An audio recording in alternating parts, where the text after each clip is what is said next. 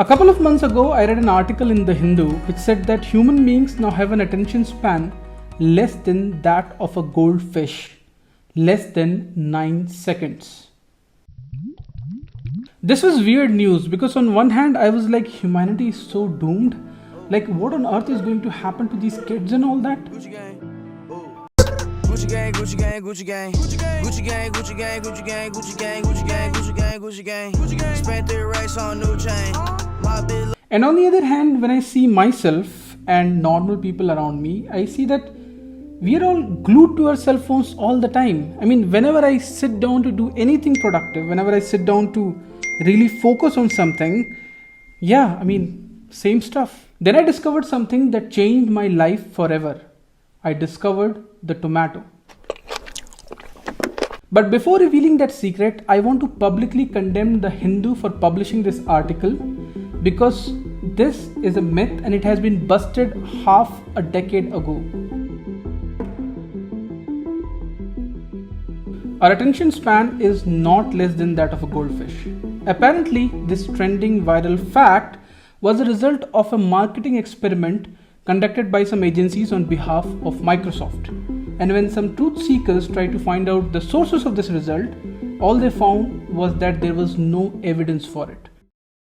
This video has been running for more than 9 seconds and you're still paying attention to it, right? But this does not mean that human attention is not shrinking. Research shows that university students are not able to focus on a single task for more than 3 to 5 minutes, even under lab observation. Results published by neuroscientist Adam Gazzaley in his book The Distracted Mind claims that we check our cell phones up to 150 times a day.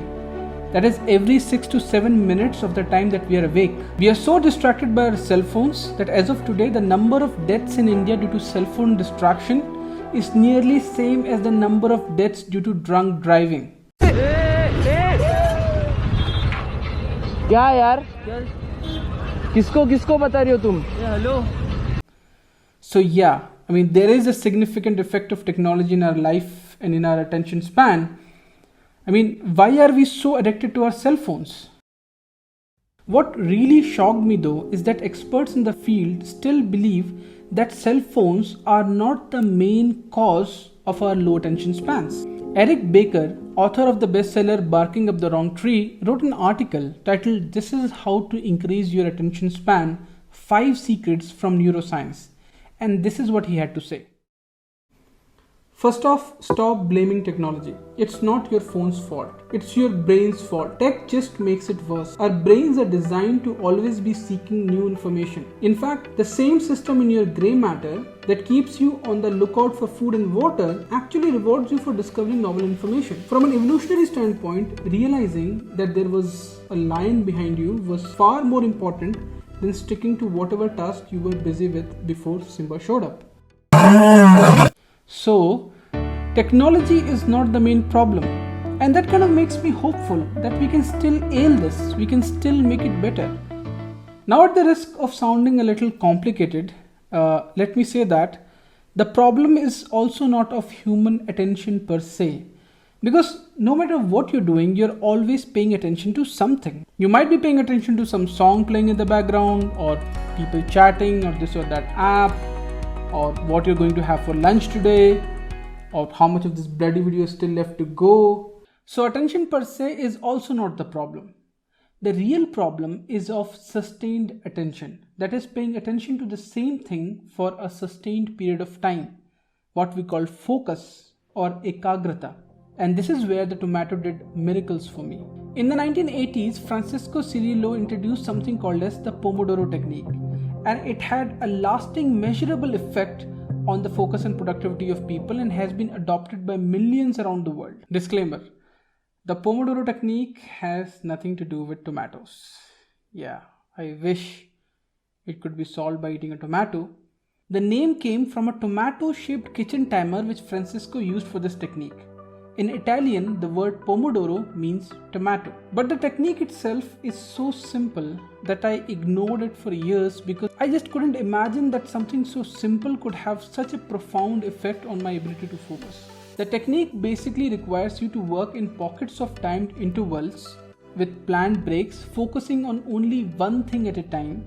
And it has been so efficient that some serious people have claimed that it helps them to do a week's work in just 3 days of time. Step 1. Fix what you want to do. And it needs to be specific, like revise 5 pages from thermodynamics, or write 1 page of this document on marketing, or practice X questions from a book, or watch 2 online lectures. It needs to be specific. Step 2. Set up a 25-minute timer and cut off all distractions to single-mindedly focus on that one thing alone. Step 3. After you have completed the 25-minute session, take a relaxing break. Step 4. Continue the next 25-minute session. Repeat 4 such sessions, that is 100 minutes of focused work, and then take a long break. Each of these 25-minute sessions is called a Pomodoro, because why not? It's Italian. The technique does sound like plain common sense, but it's not. First rule, the moment you start to slide, you're shoveling against the tide. What you need to do is what? Take a break. And here's what's cool about it. You can study for a half hour. It doesn't take a half-hour break to recharge your batteries. For most people, about 5 minutes. And this is where you go away, do something fun for 5 minutes. Call a friend, talk to a child, talk to a parent, a roommate. Enjoy some music. Do something you enjoy and actually say, this is my treat for having studied for 30 minutes effectively. Go back and here's what happens. Your efficiency is nearly 100%. Study a half hour, take a break. Study a half hour, study a half hour.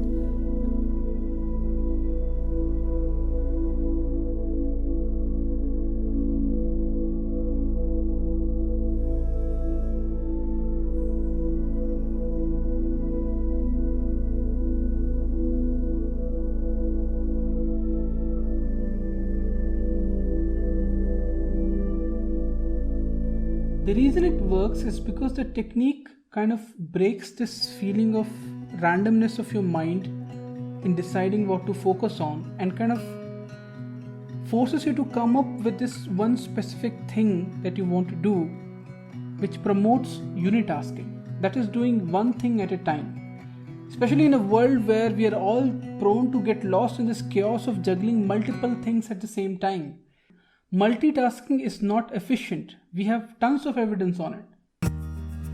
It requires you to religiously put everything on D&D for 25 minutes, including your wife or husband if you had one. I use this app for it, which displays a red screen whenever the timer is on, and everyone in my home is instructed not to disturb me when they see my phone and that red screen. It means that I'm in the zone and I'll get angry if anybody disturbs me at that time. And please do not fool yourselves, because emails and text, no matter how urgent, can wait for 25 minutes. And yeah, you're advised to keep a notebook with you while you're doing it, because if you have any distracting thoughts which could be important, you just note it down and then get to it later. It helps you measure the amount of pure focus that you have put in any given day. I have a target of doing 8 Pomodoros in a day, which is like less than 4 hours. But guess what? I used to work for 10 hours in a day, okay? And doing 8 Pomodoros seems like a challenge, which means that most of the other work that I was doing to fill that 10 hours before was actually not focused work. And I feel that's dumb. I feel that I was fooling myself by, just thinking that I was working for 10 hours when I was actually not. What a waste of life, man. I just do 8 Pomodoros nowadays and then just chill guilt-free. It was the perfect realization of this quote which says, whatever could be measured could be improved. It reduces anxiety, because although in the end of the day you have a measured output, but in the moment while you're doing it, you're actually not thinking about how much is left to do, right? You are focused in the task and you're not thinking about if you're late or if you're slacking off and all those things, right? So that keeps anxiety at bay as well. It also helps to keep the Parkinsons Law away. There's this Parkinsons Law which says that no matter what amount of work you have, it kind of expands to fill the time you have to do it. So if you have 2 days to do a 2-hour job, the job will start appearing more complex and it will take 2 days to do it. I mean, Parkinson's Law is not a law. I mean, it's just an observation, but it's pretty enlightening, I think. There are now papers being published on how this technique is being used in improving online learning in agile environments and also in managing teams. There are also productivity junkies who have tried to modify the original method to suit their personalities and their style of work. And I'll put some of those links in the description. But I suggest you that if you're new to this, give it a few weeks and see how it works the way it is. And then maybe you can try out, some modifications on it. For me personally, the trouble is not to focus on something for a long time, but to start doing it. And the Pomodoro really helps me to get in that zone. This is the first video in a series of evidence-based learning techniques that I'm going to do. So yeah, like, share, subscribe, press the bell icon, shoot the rocket, whatever. Just don't forget that we have so much free resources and stuff nowadays, but learning is not free. We have to pay attention for it. And yeah, give the tomato a go.